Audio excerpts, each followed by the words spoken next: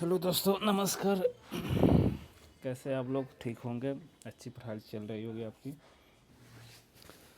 तो दोस्तों, मैं बता दूं अपने बारे में कि सबसे पहले मैं बीपीएससी एग्ज़ाम का मेंस लिखा हूं, यूजीसी नेट ज्योग्राफी में है।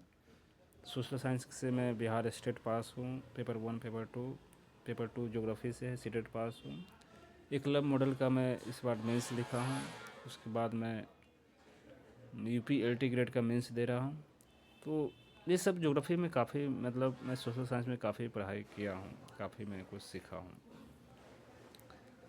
तो मैं ज्योग्राफी स्टार्ट करना चाह रहा हूँ। और ज्योग्राफी आप लोग को किस एग्ज़ाम के लिए चाहिए? क्या यूपी में एलटी, यूपी का जैसे कि टेट होने वाला है, सीटेट होने वाला है, या झारखंड टेट होने वाले हैं, या आपको बीपीएससी टीआरई 4 के लिए, जीएस के लिए आपको ज्योग्राफी पढ़नी है, या सोशल साइंस के लिए आपको ज्योग्राफी पढ़नी है टीआरई 4 के लिए?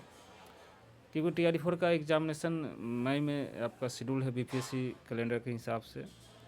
तो इतना तो इजी नहीं आता कि आप कोई भी आए और आठ ही ज्योग्राफी पूछता है, पर ये नहीं कि कोई भी आके सीधा सीधा बना देगा। आपको बेसिक पढ़नी पड़ेगी, तभी आप 8 में 8 जीएस में जो ज्योग्राफी आती है उसको कंप्लीट कर पाएंगे आप। उसके बाद अगर किसी को क्लास 6 और 8 में जैसे ज्योग्राफी एक चूज करना होता है, अगर वो चाहे तो वो भी हम स्टार्ट करेंगे एक अलग से।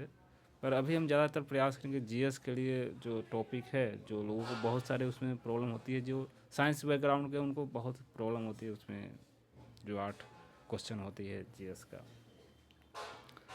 तो मैं उससे स्टार्ट करना चाह रहा हूँ फिर। लेकिन हाँ, ये नहीं कि ज्योग्राफी बहुत लोग पढ़ा रहे हैं, बहुत लोग सिखा रहे हैं, तो ज़्यादातर लोग तो ठीक है पीडीएफ के माध्यम से प्राप्त। पर ज्योग्राफी अगर आपको पढ़नी है, सीखनी है सच में, तो आपको पैरों से सीखना चाहिए। मतलब ज्योग्राफी कहता है कि आप मतलब किसी भी जगह को, लोकेशन को अपने माइंड में इमेजिन कीजिए कि मैं यहाँ हूँ।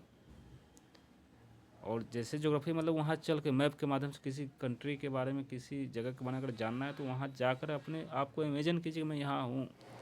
अगर आपको एवरग्रीन फॉरेस्ट के बारे में जानना है कि एवरग्रीन फॉरेस्ट कैसे हो, तो आपको एज्यूम करने की केरला साइड में जाएंगे तो वहाँ पर अधिक वर्षा होती है, तो वहाँ पर जो वातावरण होगा, वहाँ का जो आर्द्रता होगा ज़्यादातर, तो वहाँ पर जो प्लांट होगी, पौधा हो, यानी कि हरा ही होगा। तो ये सब बेसिक कंसेप्ट को पता होना चाहिए, तब आप अच्छा से समझ पाएंगे ज्योग्राफी को।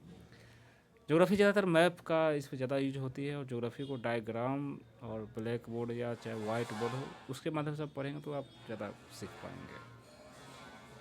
तो आप लोग कमेंट करके बताएं कि आपको किस एग्ज़ाम के लिए ज्योग्राफी पढ़नी है और कैसे पढ़ना है। यानी शुरू से बेसिक से स्टार्ट करें, या बेसिक आप लोग जान रहे हैं?